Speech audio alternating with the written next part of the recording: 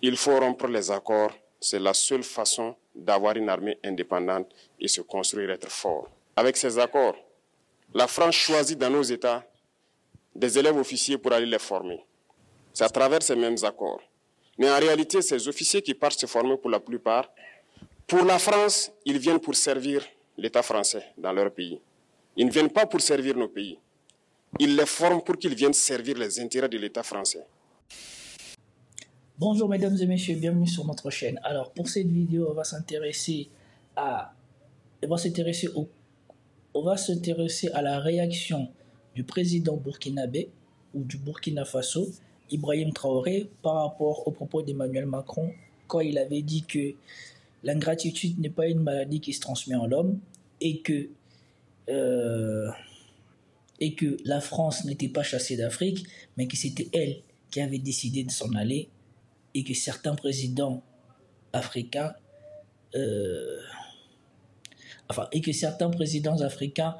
doivent leur souveraineté à la France, ou que certains présidents n'auraient pas de pays souverain si la France n'était pas intervenue.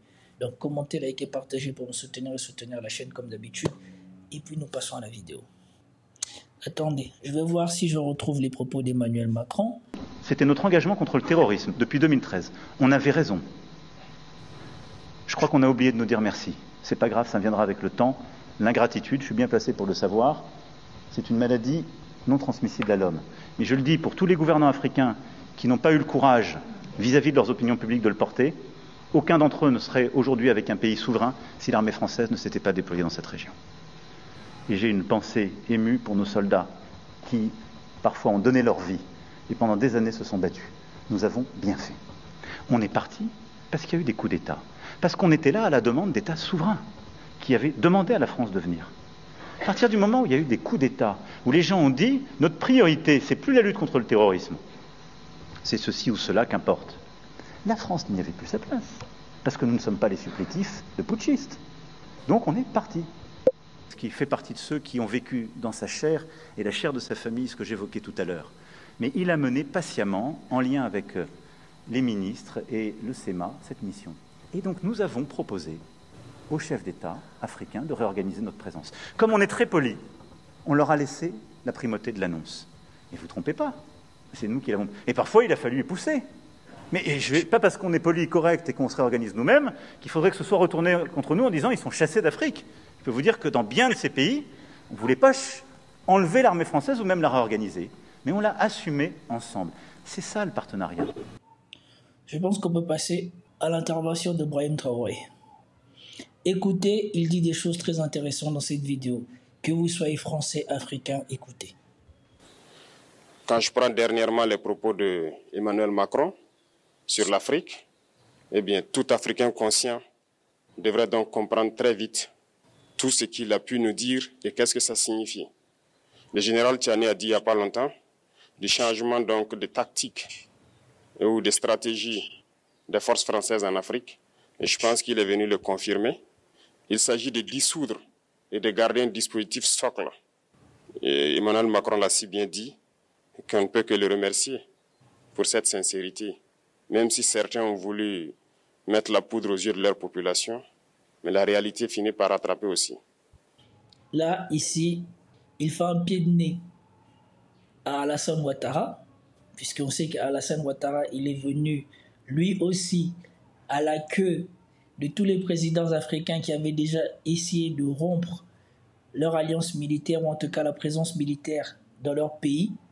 Alassane Ouattara est venu annoncer ici la rétrocession d'un corps militaire français à l'armée ivoirienne, mais nous voyons bien que par rapport aux propos d'Emmanuel Macron qui dit qu'à certains endroits, on s'est refusé à ce que la France se retire et que c'est la France qui l'a imposé, on ne peut que supposer, ou en tout cas la première hypothèse est de penser que là où les propos d'Emmanuel Macron sont vrais, et sans doute plus que nulle part ailleurs en Côte d'Ivoire, puisque nous connaissons les circonstances dans lesquelles Alassane Ouattara est arrivé au pouvoir et nous connaissons la bienveillance dont il bénéficie de la part de Paris pour rester au pouvoir. Les troupes françaises stationnées à Abidjan vivent leur dernier jour dans la ville ivoirienne. En janvier, le camp militaire de Port-Bouët va passer sous contrôle ivoirien, conformément à la politique de réaménagement du dispositif militaire français en Afrique. Le camp du 43e BIMA, le bataillon d'infanterie de marine de Port-Bouët, sera rétrocédé aux forces armées de Côte d'Ivoire dès ce mois de janvier 2025. Ils ne partiront pas de certains pays. Ils ont juste dissous le dispositif. Vous ne les verrez plus dans des bases, mais dans les ambassades, ils seront là. Ils vont constituer des sociétés de sécurité pour sécuriser leurs sociétés qui existent dans ces pays-là. Mais les soldats seront là. Mais vous ne les verrez plus en tenue ou rassemblés dans des bases. C'est tout ce que ça veut dire. Ils vont se réorganiser, mais seront là. Il a parlé de politesse vis-à-vis de certains chefs d'État en leur donnant la primauté d'annoncer donc la rupture ou le départ des forces françaises. Ça nous importe peu, on peut dire. Mais tout ce que nous savons, c'est que si vous voulez une rupture avec ces forces impérialistes, c'est simple, on dénonce les accords. Tout commence par là-bas. Et je pense que l'exemple du Tchad, en tout cas, est palpable. Ils ont commencé par dénoncer les accords. Sinon, si on ne dénonce pas les accords, juste dire que les bases quittent, on n'a rien fait. Parce que le problème se trouve dans les accords coloniaux de défense qui ont été signés depuis l'indépendance. Le plus dangereux n'est pas ceux-là que vous voyez dans les bases. Le plus dangereux, ce sont les conseillers militaires. Les conseillers militaires existent dans tous ces pays. Ils ont existé au Burkina aussi jusqu'en fin 2022, jusqu'à ce que nous prenions nos responsabilités. Et qui sont ces conseillers militaires? C'est ceux-là qui sont censés mettre en pratique la politique de la France ici. Ils doivent travailler à rendre nos armées très faibles pour que la France puisse toujours avoir l'argument d'exister ici. Sous Blaise Compaoré, ils avaient réussi. Nos sentinelles prenaient donc la garde avec des bâtons. C'est ça que la France veut de nos armées.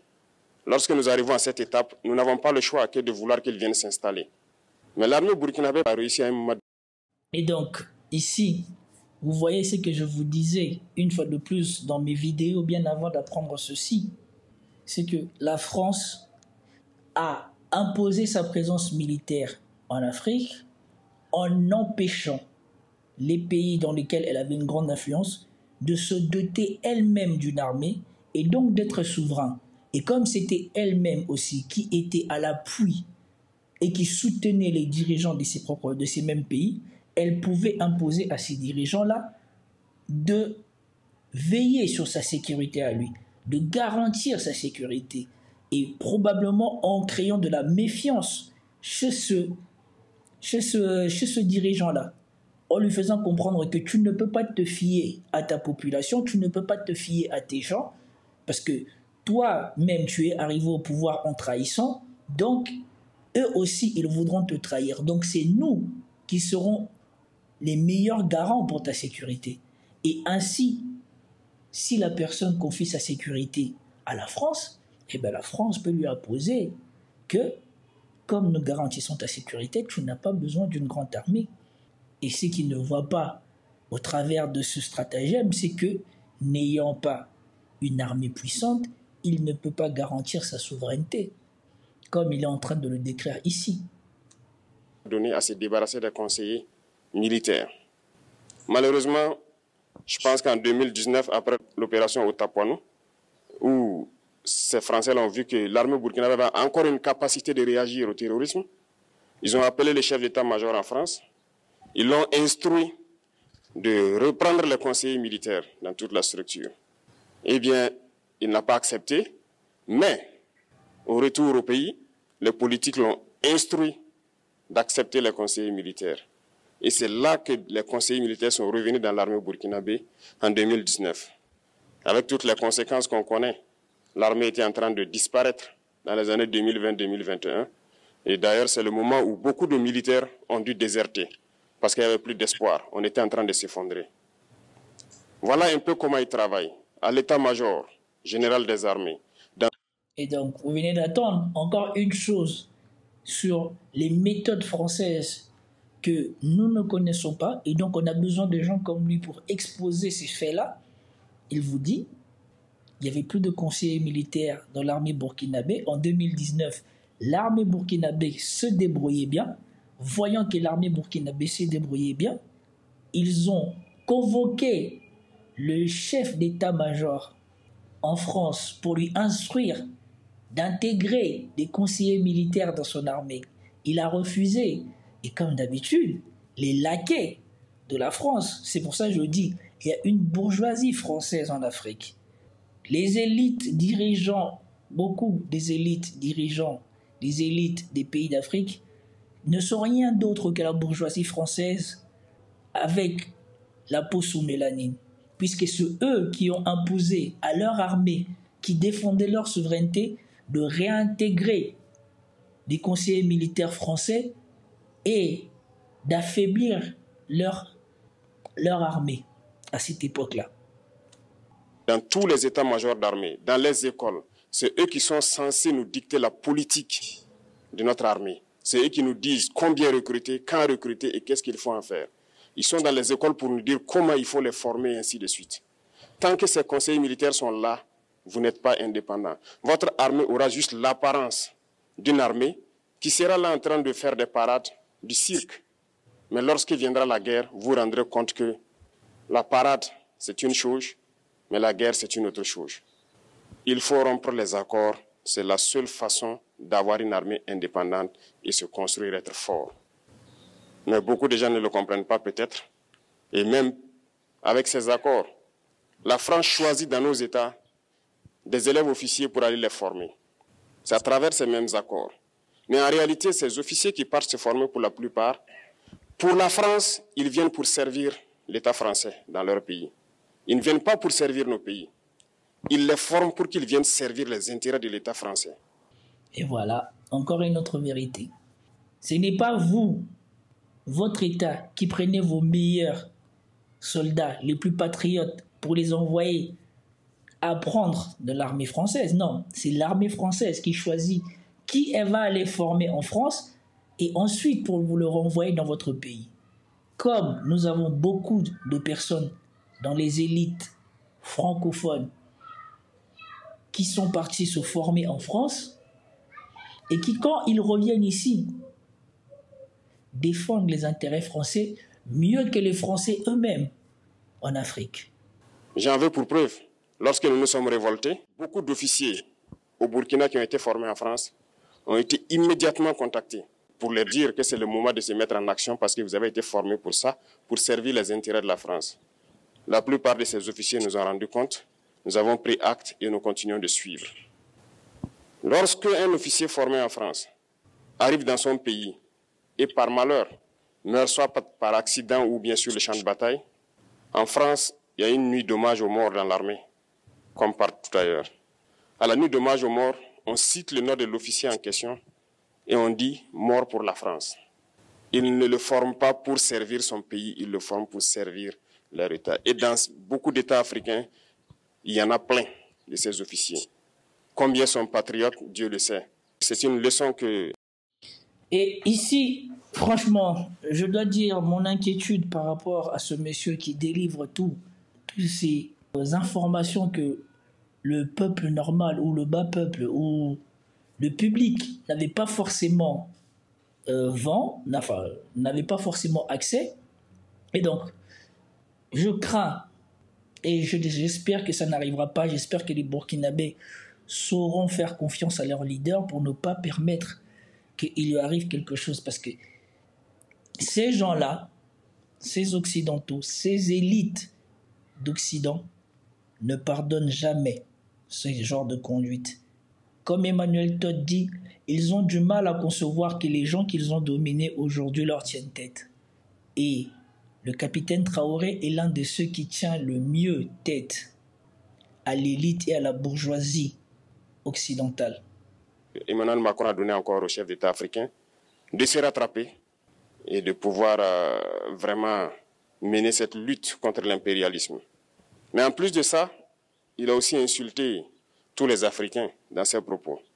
Il y a une partie qui a retenu mon attention, là où il parlait d'ingratitude. Et que l'ingratitude est une maladie non transmissible aux humains. Lui, il est humain, Notre ingratitude n'est pas transmissible à lui. Voilà comment ce monsieur voit l'Afrique, voit les Africains. Nous ne sommes pas des humains à ses yeux. Peut-être que c'est lui qui n'est pas humain, il ne se met pas dans la classe des humains. Mais s'il y a bien un ingrat, c'est bien lui. Je pense que s'il n'est pas athée et qu'il prie, à chaque matin qu'il se réveille et qu'il prie, il devrait aussi prier les Africains. Parce que c'est grâce à nos ancêtres qu'il existe aujourd'hui une France. Il devra nous prier. À ses yeux, nous ne devons pas être des humains, nous sommes plus que des humains. Ce sont des messages très forts qu'il passe. Moi, je pleure le peuple français. Mais quand même, il est bien pour l'Afrique. Il vient de décrypter quelque chose d'important et je n'avais pas vu le message de Emmanuel Macron sous cet aspect-là.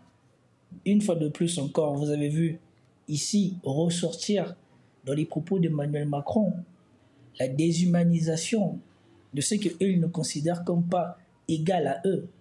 Parce qu'ici, à la lumière de l'éclairage qu'il a apporté au propos d'Emmanuel Macron, si on reprend les propos d'Emmanuel Macron, effectivement, ça fait d'Emmanuel Macron un humain et les Africains, ou ceux dont il parlait, des ingrats et des non-humains. Il est un mal nécessaire pour nous. Ceux qui veulent se réveiller, se réveillent.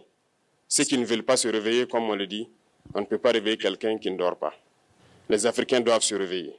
Nous devons travailler à être indépendants, à faire au moins ce que nos peuples connaissent le bonheur. Et la lutte contre l'impérialisme, c'est ça. Il faut décoloniser les mentalités, prendre en compte toutes ces données-là, parce que le monde nous donne tellement d'exemples à voir. Pour eux, il n'y a pas de morale. Ils peuvent vous désigner aujourd'hui terroriste, mais demain, vous êtes un héros. Par leur simple bouche. Ils décident de ce qu'ils font. Nous venons de voir ça en Syrie. Un homme que les Occidentaux eux-mêmes ont formé, qui a rejoint Al-Qaïda, qui a travaillé pour eux, pour faire tomber la Syrie, qui après a quitté, qui après ne travaillait plus pour eux, et eux-mêmes se sont mis à le poursuivre.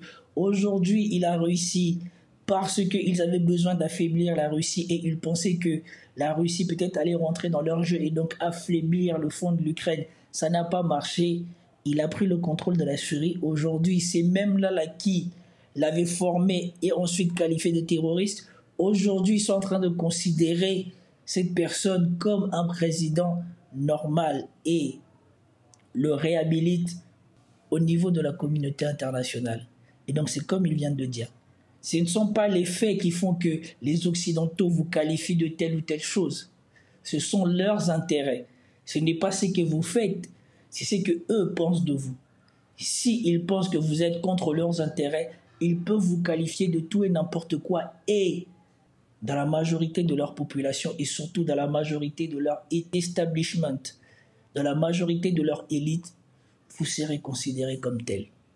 Ils parlent de démocratie, mais ils se font eux-mêmes des coups d'État constitutionnels entre eux. Ils parlent des droits de l'homme, mais ils déciment des populations ailleurs. L'Africain doit se réveiller, l'Afrique doit se réveiller. Et le combat contre l'impérialisme est permanent. Et je vous invite à incorporer ce combat, à travailler en sorte que nous soyons réellement indépendants, que nous soyons autosuffisants et que nous puissions nous développer, connaître le bonheur, ce à quoi notre peuple aspire.